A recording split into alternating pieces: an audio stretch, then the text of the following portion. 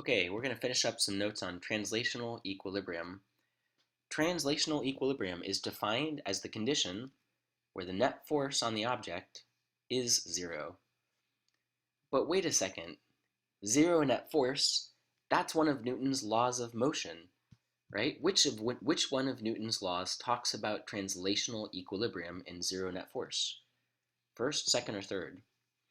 Well, it's the first law, because the second is talks about a net force and acceleration, and the third law talks about equal and opposite force pairs. So let's go back to that first law, because there's two different ways that an object can exhibit or can follow the first law.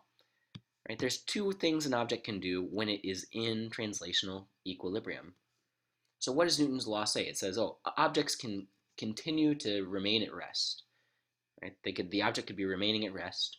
And the other thing it says, Newton's first law, is that objects that are moving move at constant velocity.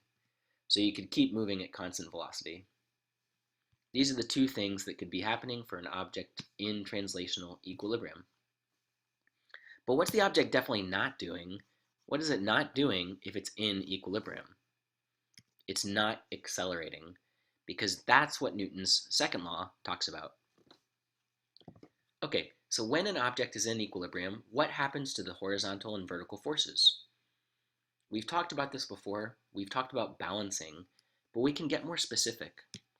The up forces, all of them added together, that's what this means, add all of them up. They all add together and they equal exactly all of the down forces added up together. That's a way of saying the vertical forces balance. And we can very similarly state that on the x-axis, if you add all of the rightward forces, that'll exactly equal the sum of all the leftward forces. So the horizontal forces balance too. When a block is resting on a horizontal surface, just sitting there, nothing is touching it except the table, all of its weight is supported by the surface. So here's the block, but we're going to pretend it's just a single point particle. So all of the weight pushes down, and that gravity weight, the gravity force, or the weight, equals m times g. And as a result, all the table pushes back with an equal force. That's the normal force. And if we balance up and down, there's only one up force to add, only one down force to add.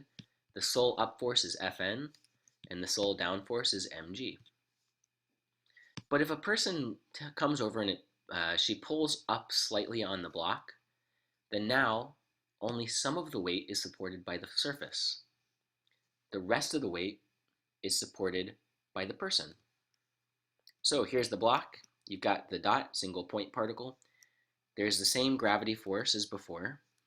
And instead of just an upward normal force, there's an applied force.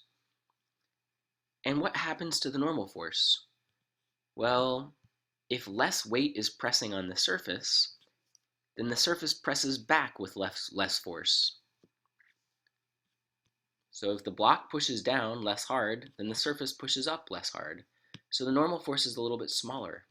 And this makes sense because up and down have to balance. So these two up forces, you add the two together, and they together equal the down force. We add up all the up forces, and now we have two to add together. Okay, finally we can take a block and we can actually come up with a more complicated example. Here it is, the block. It's just a single point particle, and it's moving at constant horizontal velocity, but there's an angled pulling force. So gravity pulls down. We're going to start getting in the habit of writing gravity with this formula, mg. The normal force points up, but you've also got this pulling force, the applied force. And because it's going at a constant horizontal velocity, there has to be something pulling to the left, balancing out the right part of this applied force. And that's friction. Okay, so we balance up and down. We balance left and right too, because now we have those horizontal forces. Okay, well wait a second though. Before we can balance up and down or left and right, we have to take care of this angled force. So what do? We break it into components. x and y components. Now, which ones point up? Look at the up arrows. Here's an up arrow, Fn. Here's an up arrow, Fay. And there's only one down arrow. So the two up forces add together to equal the down force. And I squiggled out Fa because once I draw the components, I can kind of get rid of the hypotenuse because I only want to represent this force once with its components, not with the hypotenuse. Now that I've got the components, I can look and balance the x forces as well. I look and I find, okay, where are the leftward pointing arrows? It's just friction. How about rightward pointing arrows? Just Fax. Oops. So friction equals Fax. Let's come back over here now. Another way we can write Fay, you're going to be given the angle theta in many instances. So you can write Fa hypotenuse sine theta for the y component. Whoops, for the y component here. And likewise, the x component of Fa, well, this is wrong. Fa cosine theta should be on the right side. Fa cos theta should be on the right. Friction should be on the left.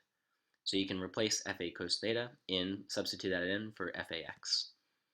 And using these types of reasoning, this type of reasoning and these types of equations, you can solve the next three problems on equilibrium.